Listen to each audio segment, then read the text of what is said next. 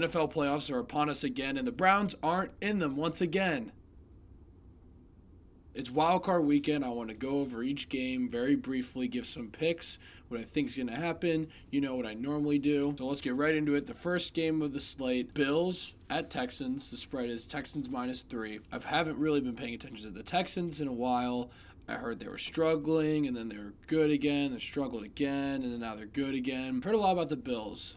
And the Bills have been one of the biggest surprises of this year. Their defense looks really good. Their offense is a little suspect, but it still gets it done sometimes. For the Texans, their defense has been somewhat suspect, but their offense normally gets it done with Deshaun Watson, DeAndre Hopkins, Carlos Hyde. They're all really good. So I really have no idea what's going to happen with this game. I think the spread is really hard to pick, but if I had to put money on it, which I probably will, I would say the Texans are going to cover 3. I think their offense will overcome this Bills defense. Even though the Texans defense can be suspect at times, and it's honestly not very good, I do think they can contain this Bills offense. I really do. I think Josh Allen is really good. I think he's going to have a good game, but I don't think it's going to be enough to overcome the offensive weapons that the Texans have. So that's my first pick. Second game of the slate, the spread is 5.5 New England, I believe. Now, this game is very interesting because the Texans are one of the hottest teams in the NFL right now. I know they kind of struggled towards the end, but they really look like they started clicking. Derrick Henry led the league in rushing yards. The Patriots, they're winning games sometimes. I mean, I know they just lost to the Dolphins, which is just mind-blowing to me. But they really have looked very suspect on offense. Tom Brady's the GOAT. We all know that. But you get old, things happen. You're just not the player you used to be. And he hasn't looked very good this year. I think I saw a stat. He's like 31st in completion percentage the last 8 games or something. Like, he's really struggling. I don't know much about the Titans defense.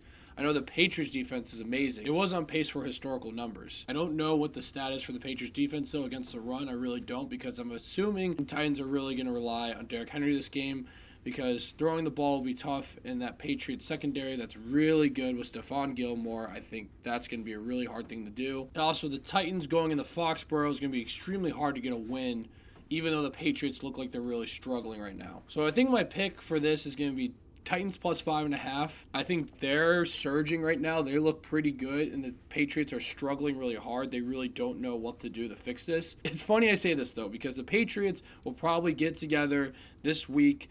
They'll play the Titans, and they'll kick the shit out of them, and then go on another run. Kind of like what they did last year. Kind of like everyone counting them out.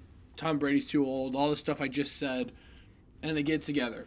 I do think, though, this might be the year where it happens, where they actually do lose. They don't have a bye, which was huge. Can't believe they blew it against the Dolphins and let the Chiefs get that 2 spot. The record when they don't have a bye is 3-3. But still, the Patriots, it's hard to count them out, but I'm going to this year. Probably going to be on the wrong side of history with that, but I'm taking Titans +5.5. Then the Sunday games. The first game is Vikings in New Orleans. Spread is 7.5 Saints. This, I think, is an easy pick. I think the Saints are going to win this convincingly. This is the revenge game. This is the revenge Vikings game from that playoff game 2 years ago. The miracle in Minneapolis. Stephon Diggs scored that walk-off touchdown with Case Keenum as quarterback. And the Saints have been getting very unlucky in the playoffs.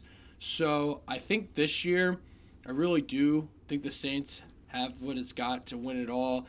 And they are probably the hottest team in football right now, besides maybe the Ravens. And the Vikings have kind of been struggling. They just got their asses kicked by Green Bay. The Bears game doesn't matter. No one was playing. I don't know. The Saints seem pretty complete. The Vikings have a big question mark with Kirk Cousins. I know if you look at his stats, his numbers are actually pretty good, but I swear, if you watch him actually play, he doesn't look good. I'm going to say the Saints win convincingly here. They're going to cover 7.5. It's in New Orleans. It's hard to win in New Orleans. I think they win convincingly. Take 7.5. That's my pick. And take the over on Michael Thomas, whatever, because I swear he covers all those goddamn prop bets in the first half. This man might be the greatest receiver ever. Just saying. He is incredible. And then the final game of the weekend, it's the Seahawks at Eagles.